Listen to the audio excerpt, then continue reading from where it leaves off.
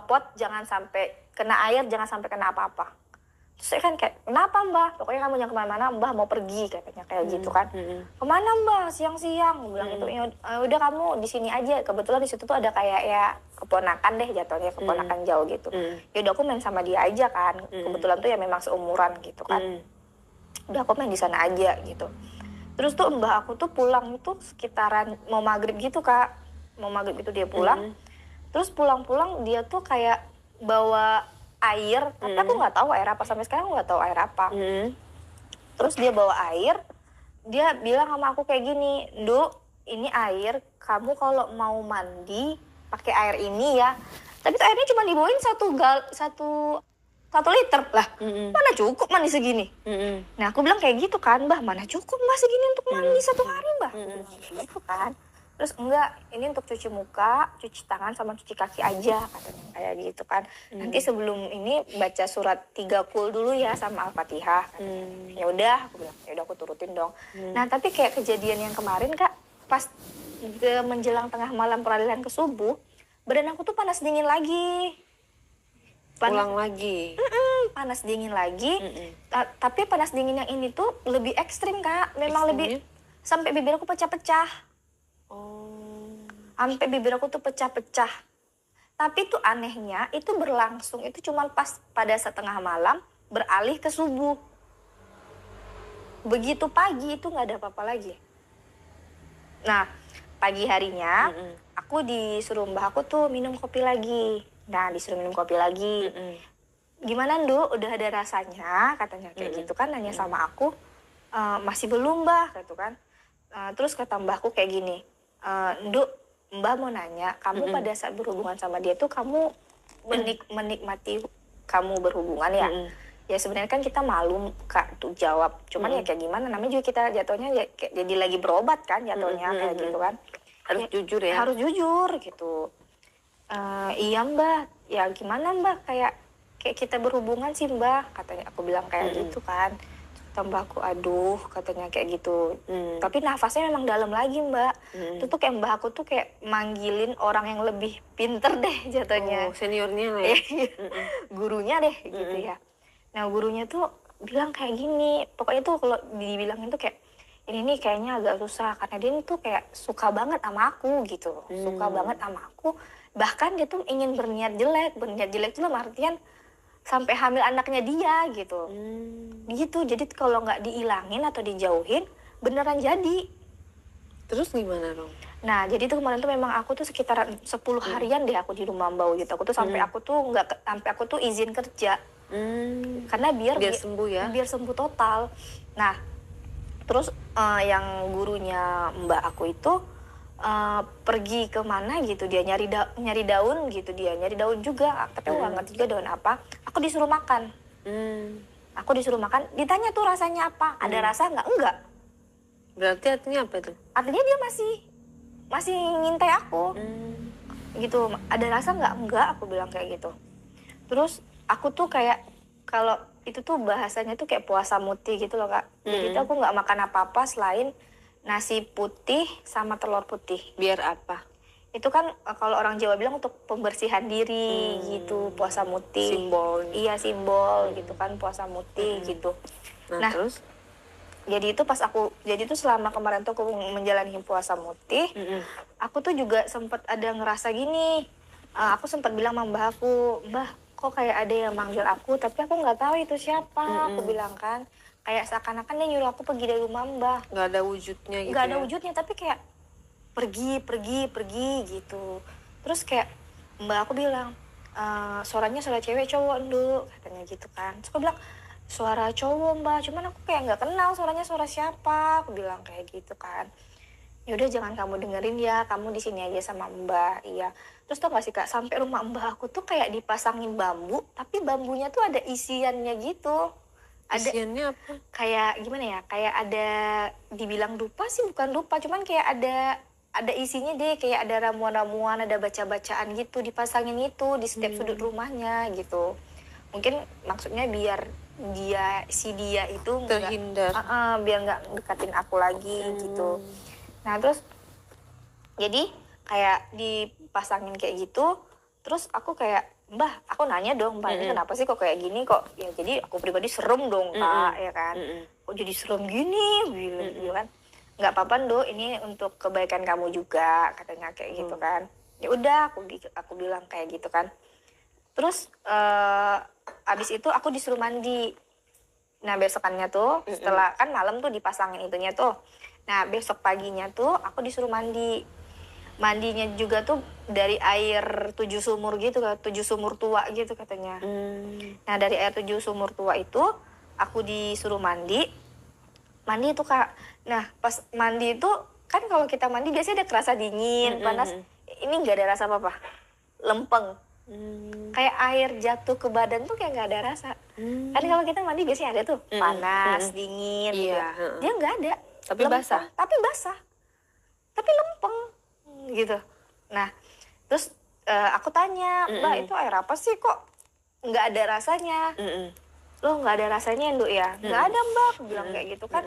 Kayak cuman numpang jatuh aja, nggak ada yang apa sih, nggak ada yang kerasa apa-apa gitu kan. Ke kulit ya? Nggak ada. Terus katanya, ya udah nggak apa-apa katanya kayak gitu kan.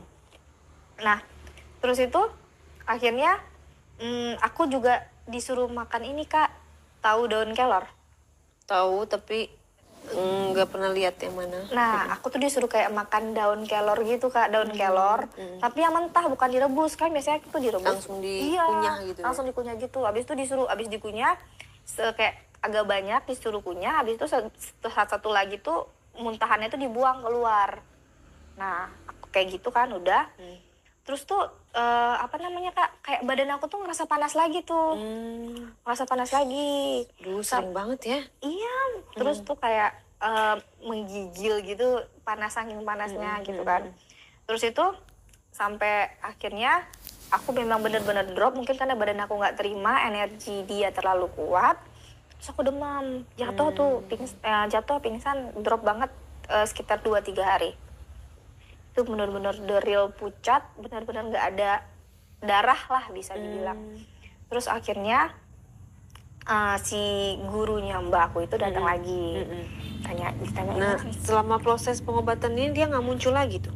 Nggak ada muncul Kak. Nah yang dia muncul itu cuman yang pas aku ditempelin daun-daunan itu. Nah pas ditempel daun-daunan itu dia juga bukan muncul, tapi kayak cuman lihat bayangan putih, bayangan hitam gede doang. Nah gitu. Masih sama ya? Ya.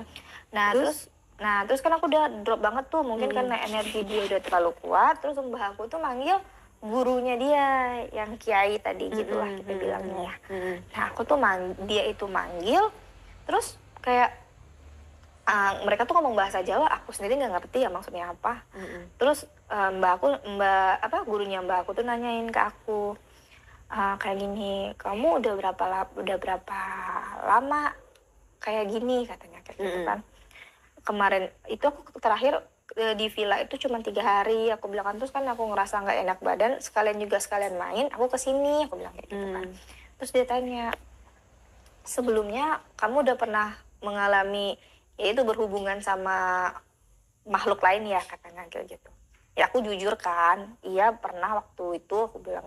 Cuman emang udah diobatin, katanya udah diangkat. Udah diangkat gitu.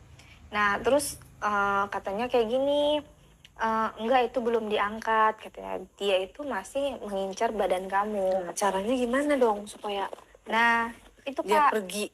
Nah kemarin itu kan terakhir yang pengobatan itu, dan insya Allah sampai sekarang udah minjalik, jangan sampai lagi, amit-amit ya.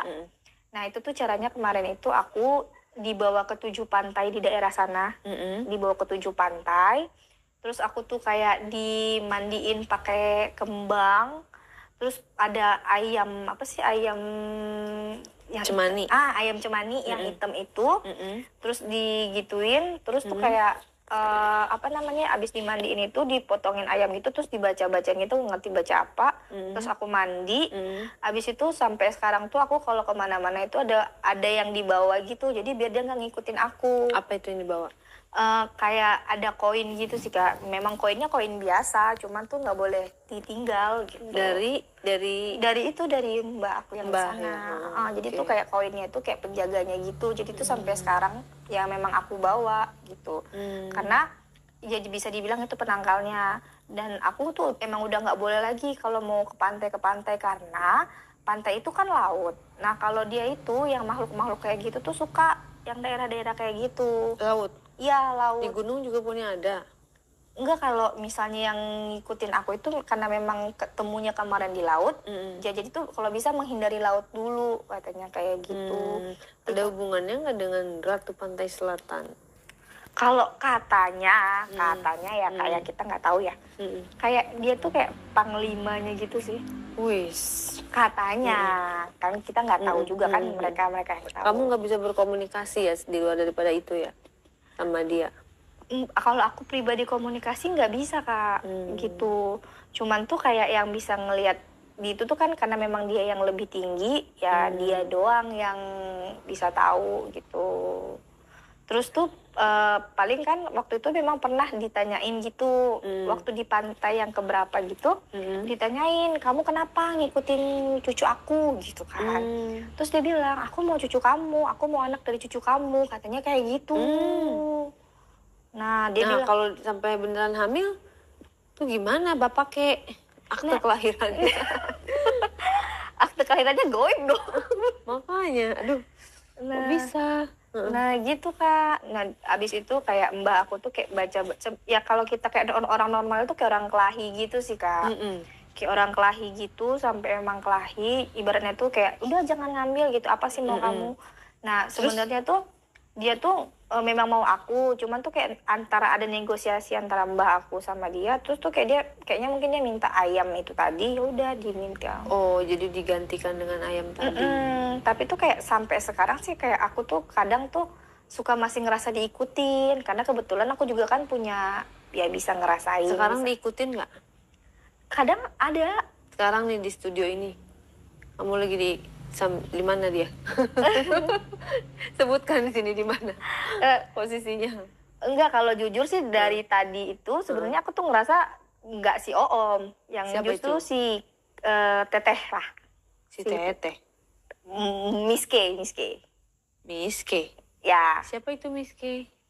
Yang ketawanya paling imut banget itu loh. Miske. Nah. Oh, Kunti. Nah. Jadi ada Kunti. Ya dibilang ada, tapi ada sih aku ngerasa. Oh, gitu. Di mana? Sebelah editor. Apa sebelah kameramen? Apa sebelah aku lagi? Coba jelaskan ini suasana di sini. Kalau aku ngerasanya sih tadi. Pantesan editor aku pernah cerita ada yang ketawa katanya. Emang iya? Iya, kapan? Oh gitu? Iya. Pintu apa yang diketok? Iya. Lagi ngedit? Ih, serem. Isi itu kali di belakang. Enggak, kalau itu langsung aku cek ke sini, ke dalam situ tidur. Pada tidur? Iya, terus masuk apa? Iya, kalau Miske gitu Kak, dia emang suka usil, apalagi sama cowok. Oh, usilnya Iya. sama cowok dong. Alhamdulillah, saya cewek. Terus kalau bisa itu dihindari deh kalau misalnya ada bunga-bungaan gitu. Justru kalau banyak bunga-bungaan gitu dia makin suka. Tapi kan kalau ini bunga plastik. Kalau iya pokoknya berhubungan sama bunga, kalau bisa tuh jangan banyak-banyak, sekedarnya aja. Gitu. Kayak bunga plastik pun dia suka. Iya, soalnya tuh kayak aku nih pengalaman aku ya. Kan kita kan kadang suka tuh cewek dikasih bunga ya, mau itu bunga plastik, bunga asli. Nah, aku kan suka pajang dulu di kamar. Nah, ternyata tuh hinggap dia di situ karena kan dia kayak perempuan normal, suka bunga. Gitu. Nah, terus tuh kayak misalnya nih kalau bisa itu terus kalau misalnya malam-malam gitu kayak dia kan suka beraktivitas kayak di dapur. Masak dia? Dia suka beraktivitas. Lagi sahur kali dia. Dia tuh kayak perempuan pada umumnya Kak. Perempuan pada umumnya. Dia tuh suka masak. Ya pokoknya jam-jam gitu dia masak gitu. Terus kayak aku ngerasa di sini kayak ada anak-anak. Gitu. Tapi tuh paling kuat tuh di depan sebenarnya, di depan. Pagar? Iya. Oh, di depan pagar. Jadi mungkin tuh dia security. Ini tuh menjaga. rumah kakak ini bisa dibilang tuh hanya numpang lewatnya mereka. Jadi mereka numpang lewat doang. Mereka nggak ganggu. Nggak ganggu lah. Nggak Slow ganggu, ya cuman- editor gue ya, slow ya. Cuman dia cuma numpang lewat aja, kayak memberitahukan, gue ada di sini loh, lu jangan macam-macam ya, gitu, gitu doang. Terus tuh kayak tadi si abangnya kan cerita tuh, iya baru perkenalan ya emang kayak gitu. Jadi kayak dia nggak akan ganggu orang lama di sini, tapi begitu dia baru nengok, ini siapa nih berani banget nih lewat kawasan gue nih? Akam orang sih ini baru. lu, iya. Oh, karena lu baru.